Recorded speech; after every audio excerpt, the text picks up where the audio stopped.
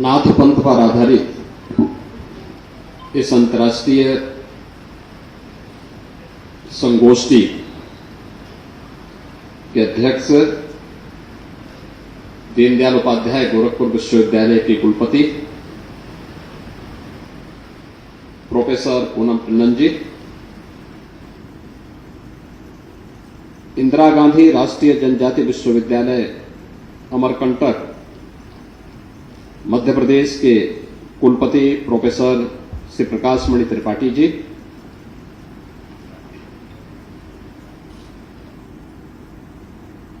अपर मुख्य सचिव भाषा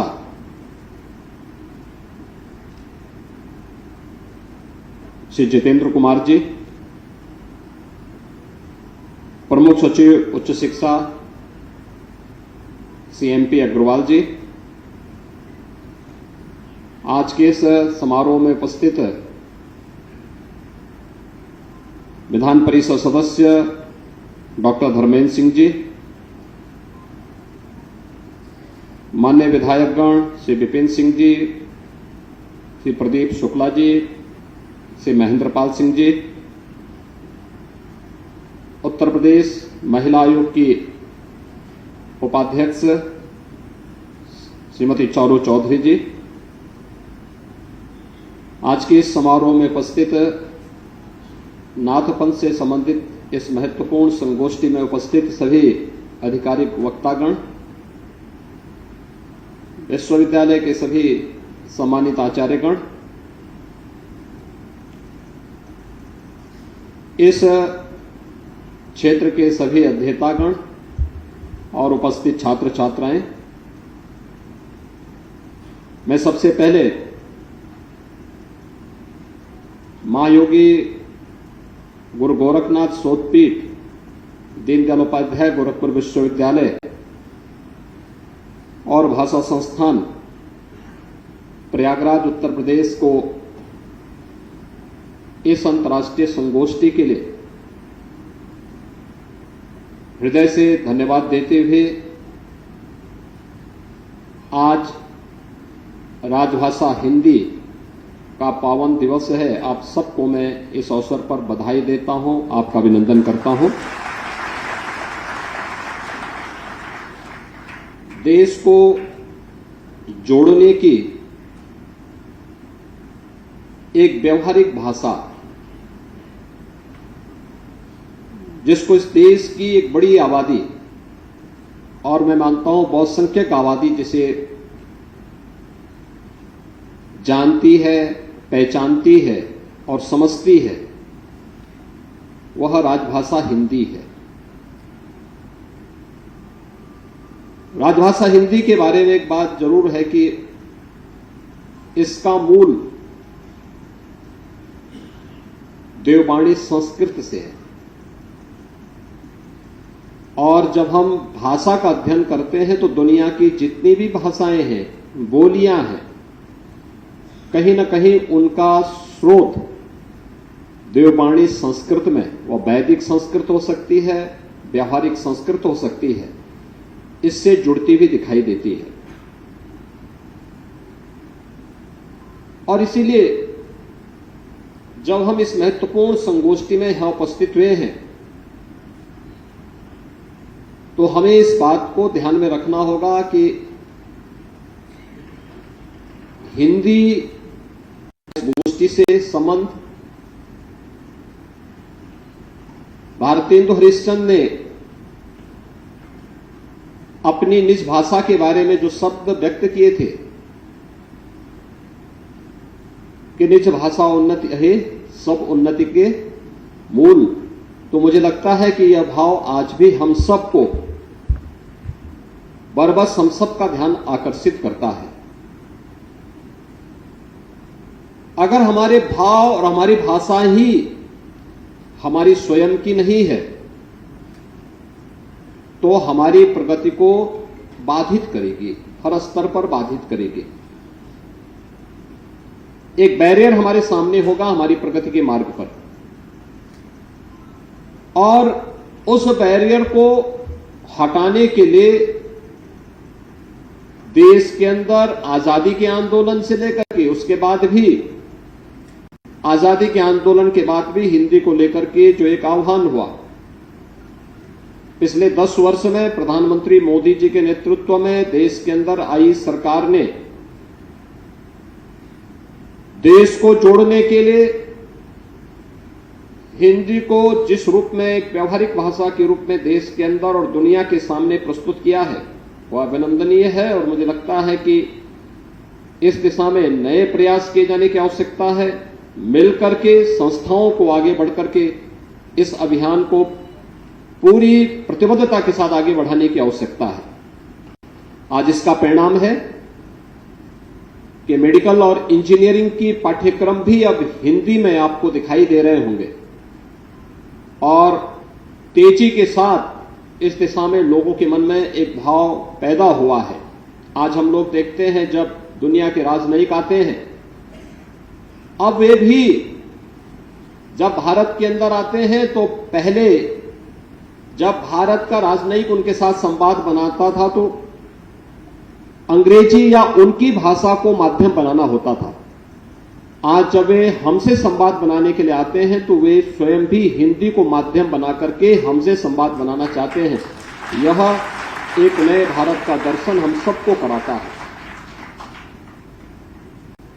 हिंदी दिवस के अवसर पर हम इस अंतर्राष्ट्रीय संगोष्ठी के साथ आज यहां पे जुड़ रहे हैं। भारत के संतों की परंपरा सदैव जोड़ने की रही है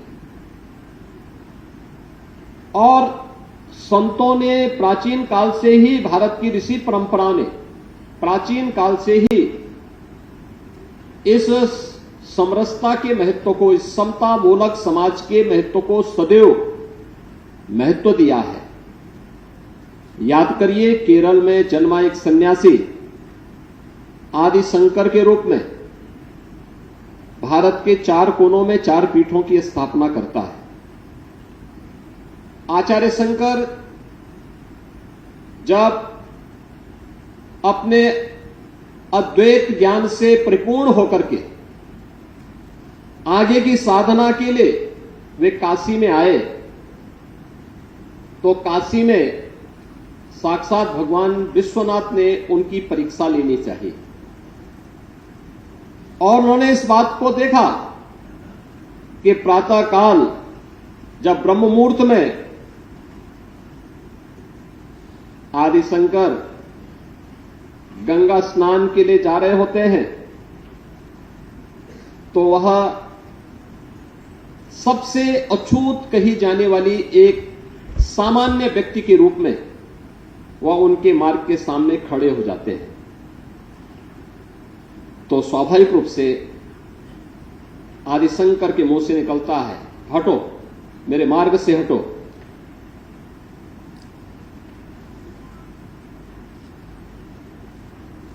तो सामने से जो चंडाल होता है वह एक प्रश्न पूछता है कि आप तो अपने आप को अद्वैत ज्ञान के मर्मज्ञ मानते हैं, आप किसको हटाना चाहते हैं? आपका ज्ञान क्या इस भौतिक काया को देख रही है, इस भौतिक काया के अंदर बसे हुए ब्रह्म को देख रही है? अगर ब्रह्म सत्य है तो जो ब्रह्म आपके अंदर है वही मेरे अंदर भी है। और इस ब्रह्म सत्य को जान करके अगर आप इस ब्रह्म को ठुकरा रहे हैं तो इसका मतलब आपका ये ज्ञान सत्य नहीं है। तो उन्होंने, वे भौचक थे, एक चंडाल के मुंह से इस प्रकार की बात। उन्होंने कहा कि आप कौन हैं, मैं जानना चाहता हूं। उन्होंने कहा कि जिस ज्ञान व्यापी की साधना के लिए, दुर्भाग्य से वो ज्ञान व्यापी आज लोग उसको दूसरे शब्दों में मस्जिद कहते हैं, लेकिन वो ज्ञान व्यापी साक्षात विश्वनाथ ही है। जिस ज्ञान व्यापी की उपासना के लिए आप केरल से चल करके यहां आए हैं, मैं उसका साक्षात स्वरूप विश्वनाथ हूं।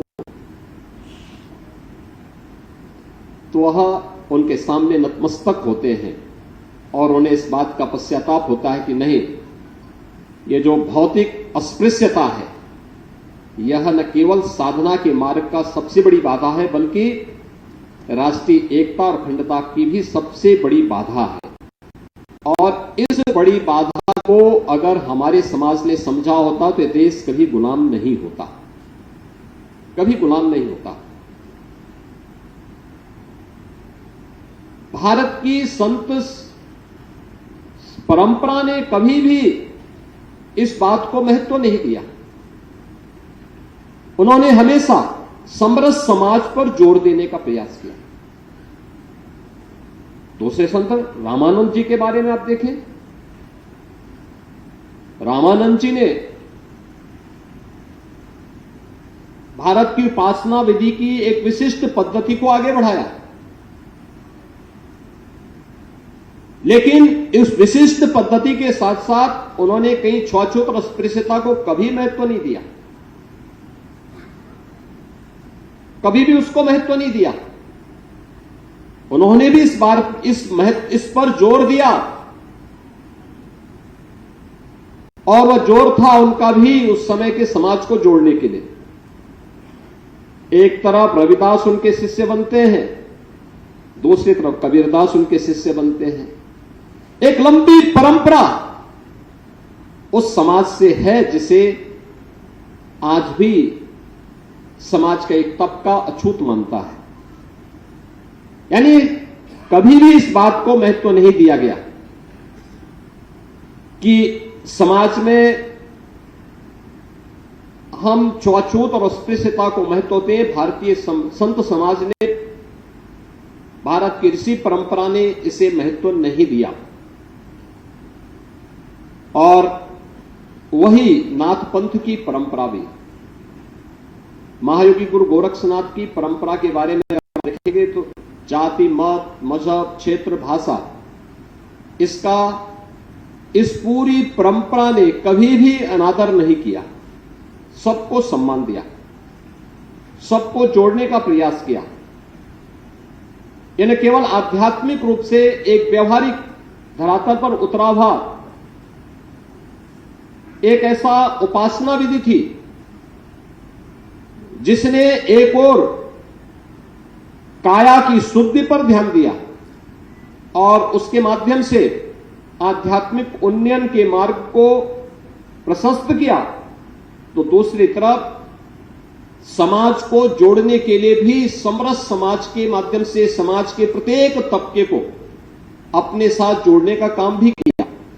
और उन सब बातों का अगर उल्लेख हमें देखना हो, करना हो, तो गोरखवाणी के जो शब्दी हैं, उनके जो दोहे हैं, गोरखवाणी के जो अलग अलग प्रकार की गोरखनाथ जी की जो वाणियां हैं, उनको अगर हम देखेंगे तो आपको बहुत सारे ऐसे तथ्य और तत्व उसमें मिलेंगे जो बरबस हमारा ध्यान आकर्षित करते हैं। और उन सब बातों से इस बात को आप प्रमाणित कर सकते हैं कि गोरखनाथ जी ने अपने समय में इस समाज को जोड़ने के लिए, आध्यात्मिक उन्नयन के लिए, राष्ट्रीय एकता और अखंडता के लिए उस समय उनके द्वारा रची गई शब्दी, पद, दोहे, ये सभी हम सबका ध्यान आकर्षित करती है। आप देखें उस समय मलिक मोहम्मद जायसी, जिन्होंने पद्मावत रची थी, पद्मावत में मलिक मोहम्मद जायसी गोरखनाथ जी के बारे में क्या कहते हैं? वे कहते हैं, बिन गुरु पंथ न पाइए, भूले सो भेंट, जोगी सिद्ध होई तब, जब गोरख सो भेंट। मलिक मोहम्मद जायसी हैं और संत कबीर के बारे में भी अगर आपको देखना है, का ध्यान आकर्षित करती है। आप देखें उस समय मलिक मोहम्मद जायसी, जिन्होंने पद्मावत रची थी, पद्मावत में मलिक मोहम्मद जायसी गोरखनाथ जी के बारे में क्या कहते हैं? वे कहते हैं, बिन गुरु पंथ न पाइए, भूले सोचो भेंट, जोगी सिद्ध होई तब, जब गोरख सो भेंट। ये मलिक मोहम्मद जायसी बोलते हैं। और संत कबीर के बारे में भी अगर आपको देखना है, उन्होंने भी इस बारे में गोरखनाथ जी की योग पद्धति के बारे में जो बातें कही कि गोरख सोई ज्ञान गम गहे, महादेव सोई मन की लहे, सिद्ध सोई चो साधे इति, नाथ सोई चो त्रिभुवन जति। कबीर ग्रंथावली में संत कबीर भी इस बात का उल्लेख करते हैं। और तुलसीदास जी तो उससे भी आगे बढ़कर के इस बात को कह देते हैं कि गोरख जगायो जोगो और भगति भगायो लोगो। इस बात का उल्लेख उनके द्वारा भी की जाती है। अगर हम हिंदी दिवस पर हिंदी साहित्य के बारे में जब चर्चा करते हैं तो पूरी संत साहित्य से ये परंपरा आगे बढ़ती है और संत साहित्य की आधारशिला महायोगी गोरखनाथ का साहित्य दिखाई पड़ता है। उस पर शोध और उन कार्यक्रमों को हम आगे बढ़ाएंगे तो आपको दिखाई देगा वे शब्दी, वे पद हिंदी साहित्य के, जिन्हें संकलन भी हिंदी के एक मूर्धन्य विद्वान डॉक्टर पीताम्बर दत्त बड़थवाल ने गोरखवाणी के रूप में किया है और जिसके लिए हिंदी की पहली डी.लिट की उपाधि डॉक्टर पीताम्बर दत्त उपाधि जो बड़थवाल को प्राप्त होती है, यह हम सब का ध्यान आकर्षित करती है। और इसीलिए सबसे पहले हिंदी दिवस के अवसर पर इतनी बड़ी संगोष्ठी,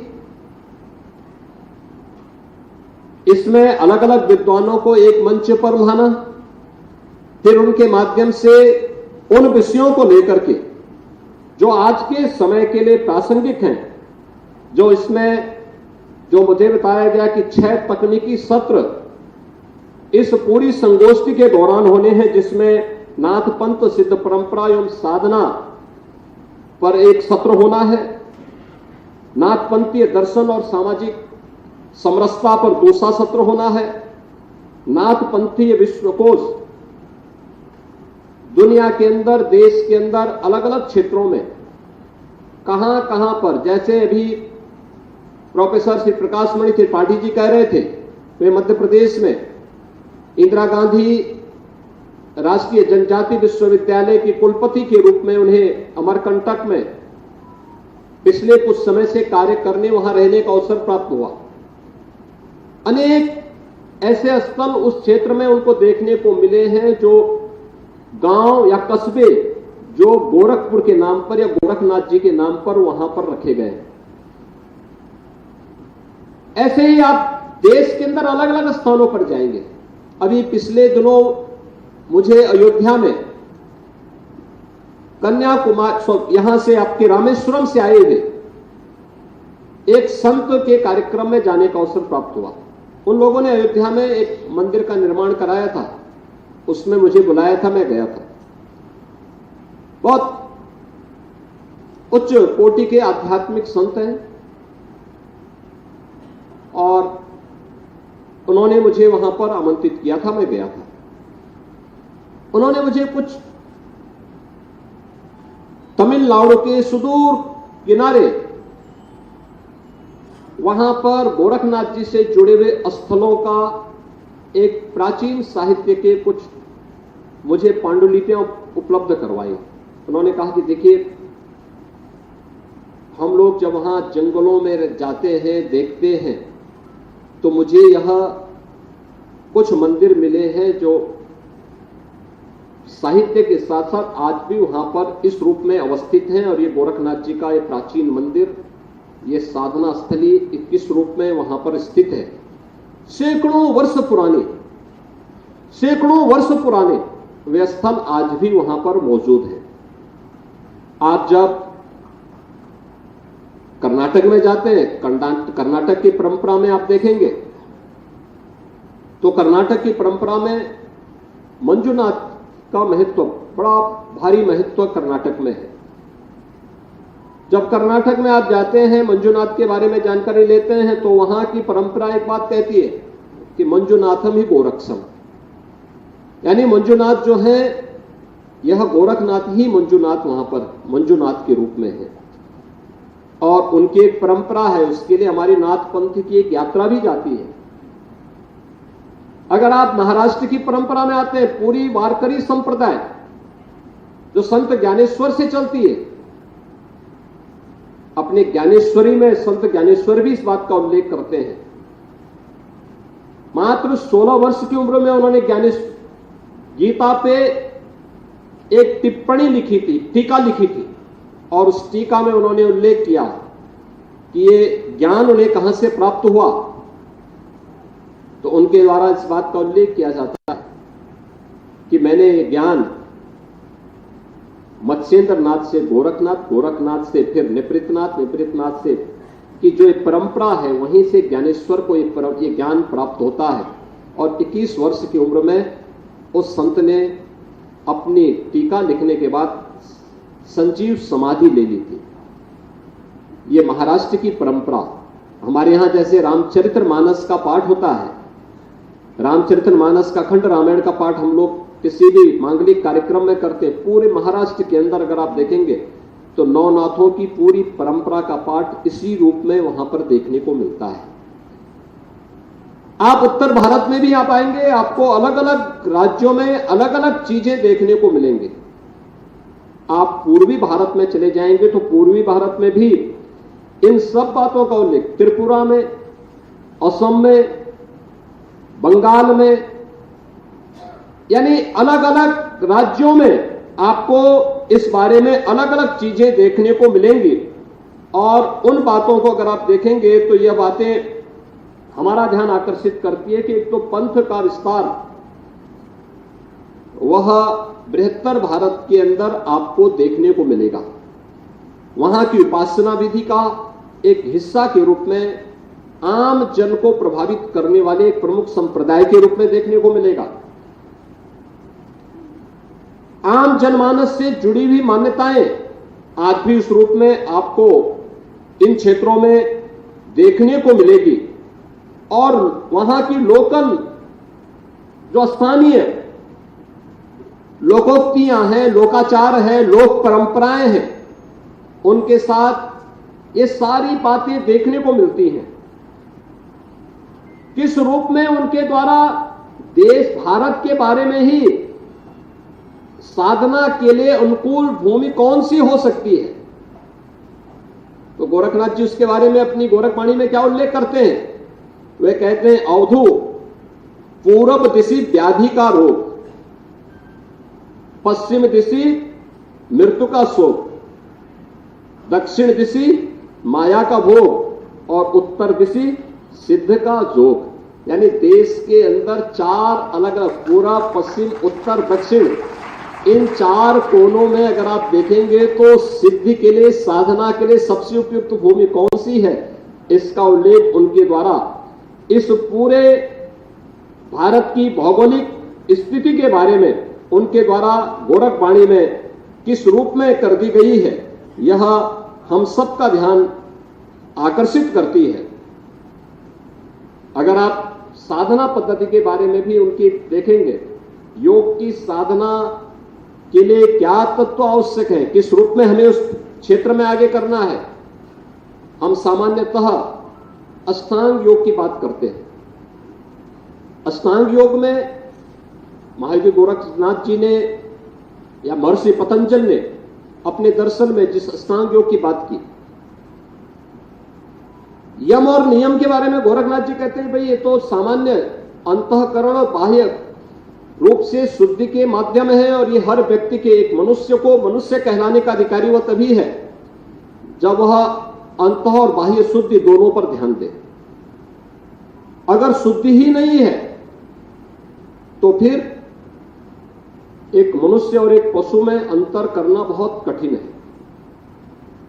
लेकिन उन्होंने काया शोधन की एक विशिष्ट पद्धति को भी इसके साथ महत्व दिया, और उस काया शोधन की पद्धति को उन्होंने बाद में हठ योग के रूप में परिवर्तित करके प्राणों की साधना के रूप में एक सामान्य जनमानस के लिए अत्यंत उपयोगी बनाया, जो लोक व्यवहार में प्रत्येक उम्र के व्यक्ति के लिए, किसी भी जाति, मत, मजहब के व्यक्ति के लिए साधना की उच्च कोटि की साधना में प्राप्त करने का एक माध्यम बन सकती है।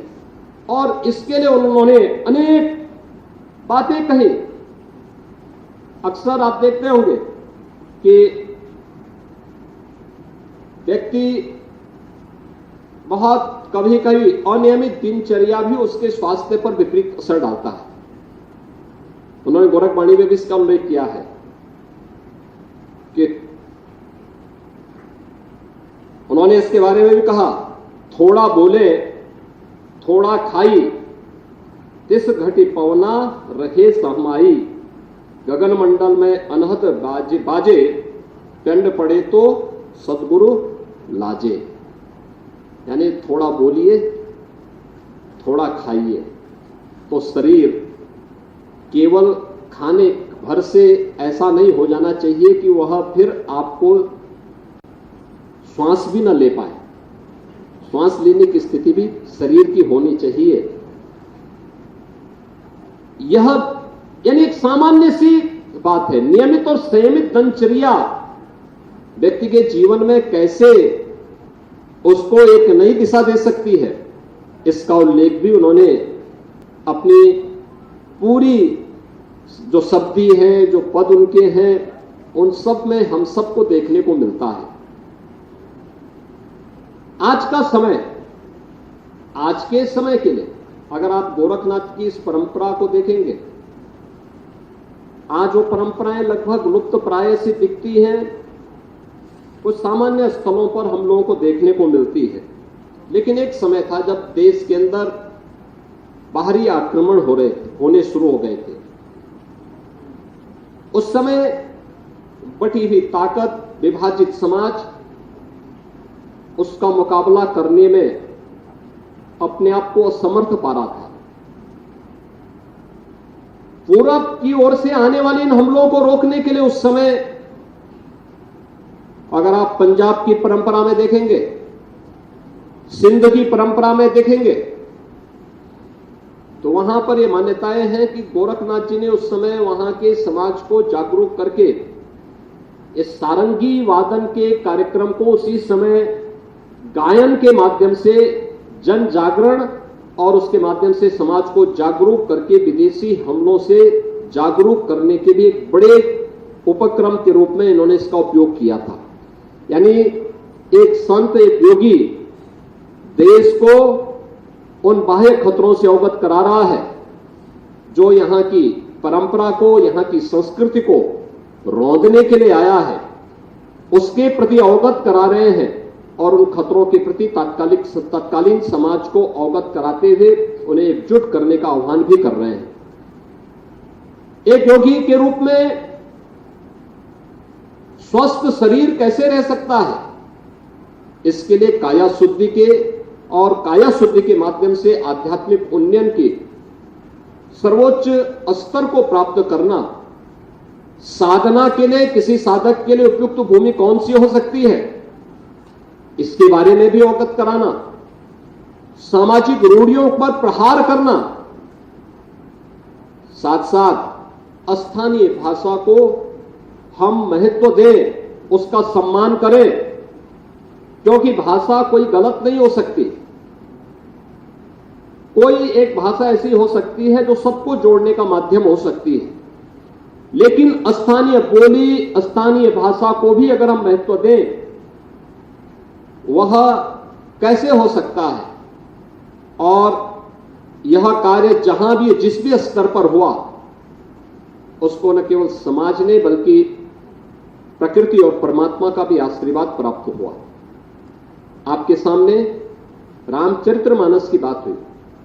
तुलसीदास जी को जब रामायण पर अपना ग्रंथ लिखने की एक इच्छा हुई, उन्होंने संस्कृत में अपने श्लोक लिखने प्रारंभ किए। देखते थे कि उनकी जो रामायण है वो जितना लिखते थे वो गायब हो जाती थी। बाद में कहते हैं कि साक्षात हनुमान जी ने उन्हें दर्शन दिया और उन्हें प्रेरणा दी कि क्यों संस्कृत में लिखना चाहते हो, तो महर्षि वाल्मीकि पहले ही लिख चुके हैं। देश को आज आवश्यकता है स्थानीय भाषा में आम जनमानस को जागरूक करने के लिए। राम की भाषा में लिखो, और फिर उन्होंने रामचरितमानस को अवधि में लिखना प्रारंभ किया। अवधि में लिखा तो स्वाभाविक रूप से काशी पांडित्य की भूमि थी, तो काशी के विद्वानों ने इसका विरोध करना शुरू किया। अनेक उनके साथ उस समय संकट आए, लेकिन संकट से मुक्त होकर के काशी छोड़ करके वे अयोध्या आए। अयोध्या में उन्होंने इस कार्य को पूरा किया और अंततः रामचरितमानस मध्यकाल में देश को जोड़ने का एक सशक्त माध्यम बना। आज भी आप देखते होंगे रामचरितमानस कैसे समाज को जोड़ता है। रामलीलाओं का श्री गणेश आज जो हम गांव गांव में देखते हैं, इसका शुभारंभ तुलसीदास जी के समय ही हो चुका था। आज रामचरितमानस हमारे जीवन का हिस्सा बन चुका है। अखंड रामायण का पाठ, कोई भी ऐसा मांगलिक कार्यक्रम किसी भी सनातन धर्मावलंबी के यहां हो तो वह अखंड रामायण का पाठ जरूर बिठा करके अपने मांगलिक कार्यक्रम को पूरा करता है। और न केवल आध्यात्मिक दृष्टि से, सामाजिक दृष्टि से, बल्कि इसके माध्यम से आजीविका के भी अनेक माध्यम बने। कथावाचकों की एक परंपरा, एक लंबी परंपरा जो अखंड रामायण के पाठ के साथ जुड़े हुए हैं, एक लंबी परंपरा जो रामलीलाओं के मंचन के माध्यम से इन कार्यक्रमों के साथ जुड़ते हैं। यानी एक समग्र समाज के निर्माण के लिए एक ग्रंथ किस रूप में उपयोगी बनता है। और मुझे लगता है कि पूज्य वही होगा जो हर प्रकार से उपयोगी हो पाएगा। और रामचरितमानस इसीलिए हमारे लिए पूज्य बना क्योंकि इसने आध्यात्मिक उन्नयन के साथ साथ जीवन के उन चारों पुरुषार्थों को अपने साथ समेट करके रखा है। धर्म भी है तो अर्थ भी है, काम भी है तो मोक्ष भी है। इन सबको जोड़ने की सामर्थ्य इन जैसे पवित्र ग्रंथों में जो स्थानीय भाषा में रचे गए और जिन्होंने देश काल और परिस्थिति को की सीमाओं को पार करते हुए दिगंत तक इस आवाज को गूंजायमान किया, जो तत्कालीन शासन सत्ता के कानों में भी गूंजने का काम किया था। और उन्होंने उस समय तुलसीदास जी को भी बहुत कुछ कहा, बहुत कुछ लोभ लालच देने का प्रयास किया, लेकिन उससे अछूते रह करके वह अपनी दिशा में निरंतर आगे बढ़े। और इसीलिए आज तुलसीदास हम सबके लिए पूज्य बन पाए। आज के इस अवसर पर जब हम लोग नाथ पंथ से जुड़ी हुई इस महत्वपूर्ण संगोष्ठी के साथ जुड़े हुए हैं, यह गोरखपुर वासियों का सौभाग्य है कि महायोगी गुरु गोरक्षनाथ जी ने एक लंबे समय तक गोरखपुर की इस पावन धरा पर अपनी साधना की थी, अपनी साधना से इसे पवित्र किया था। और आज भी उनकी पावन साधना स्थली, उनसे जुड़े हुए उस समय के जुड़े हुए उनके वे चिन्ह आज भी यहां पर मौजूद हैं। उस परंपरा में आपने देखा होगा विश्वविद्यालय का कुल गीत की शुरुआत ही वहीं से होती है। तो यह संगोष्ठी भी निश्चित ही इस दिशा में, चाहे वह संतों ऋषि परंपरा का प्रतिनिधित्व करने वाली बने, चाहे वह भारत की भारतेंदु हरिश्चंद्र की निष्भाषा और उन भावनाओं का प्रतिनिधित्व करने वाला बने, चाहे वह आध्यात्मिक उन्नयन से जुड़ा हुआ मामला हो या फिर आजीविका का माध्यम, ये सभी एक दूसरे के पूरक बन सकते हैं, बशर्ते हम भी उनके प्रति उसी पवित्र भावना के साथ आग्रही बने। मैं इस पूरी संगोष्ठी के प्रति अपनी शुभकामनाएं देता हूं, आयोजकों को हृदय से धन्यवाद देता हूं और मुझे पूरा विश्वास है कि इससे जुड़े हुए कुछ व्यवहारिक पक्ष को भी हम प्रभावी ढंग से सामने रखने का कार्य करेंगे, क्योंकि केवल भाषण नहीं बल्कि उसके व्यवहारिक पक्ष को भी हम वहां जहां तहां बिखरे पड़े उन चीजों को भी समेटने का काम कर सकेंगे। कहीं पे चित्रों के माध्यम से हो सकता है, कहीं पे उन सब कार्यों के माध्यम से जो पहले परंपरा का हिस्सा था, आज वह एक प्रकार से लोग उससे अलग हटने का काम कर रहे हैं।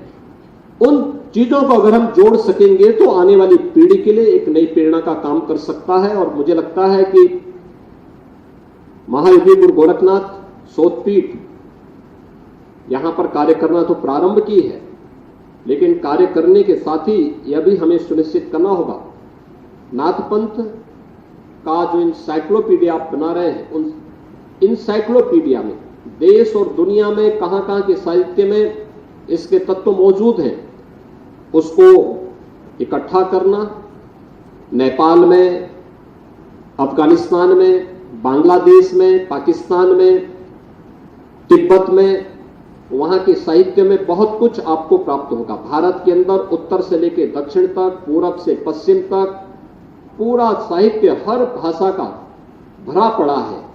उसे ला करके उस भाषा के साथ साथ उसे हिंदी और संस्कृत में भी और अंग्रेजी में भी अगर हम उस विश्व कोश को बना सकें, उसको संरक्षित कर सकें, इसके अलावा वे चिन्ह जो नाथ योगियों के द्वारा उस समय अपने जीवन पद्धति का हिस्सा और साधना पद्धति का हिस्सा बनाया जाता था, उसको भी हम कहीं से कलेक्ट कर सकते हैं। पुराने आश्रमों में होंगे, पुराने मठ और मंदिरों में होंगे, नहीं होंगे तो उनकी रिप्लिका हमें तैयार करनी चाहिए। उनके फोटोग्राफ मंगवा करके उसकी रिप्लिका तैयार करके एक म्यूजियम के रूप में भी हम प्रदर्शित कर सकेंगे, तो बहुत सारी चीजें उपयोगी हो सकती हैं। और इस संगोष्ठी को हम न केवल सैद्धांतिक रूप से बल्कि व्यवहारिक धरातल पर भी उतारने और वर्तमान पीढ़ी को अपने पुरातन परंपरा के साथ साथ भावी परंपरा और संस्कृति के बारे में अवगत कराने में सफलता प्राप्त हो पाएगी।